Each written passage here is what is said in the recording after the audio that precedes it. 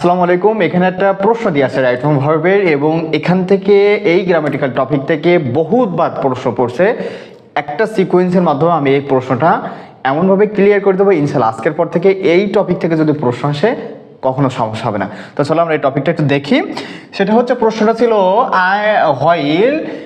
While walk in the morning I saw them playing. আমি যখন রাস্তায় হাঁটছিলাম তখন তাদেরকে খেলতে দেখছিলাম। এটা পড়ছে এনএসআই ফিল্ড অফিসার 2021 সালে একটা প্রশ্ন।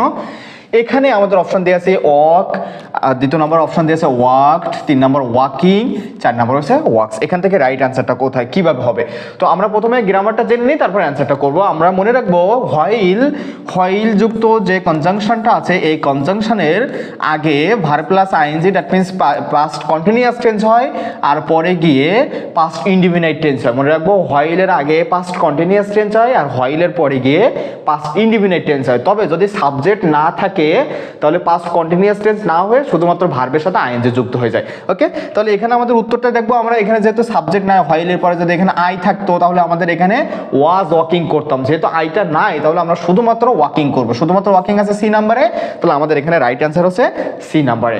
যদি ক্লাসটা ভালো লেগে থাকে অবশ্যই শেয়ার করে দেবেন।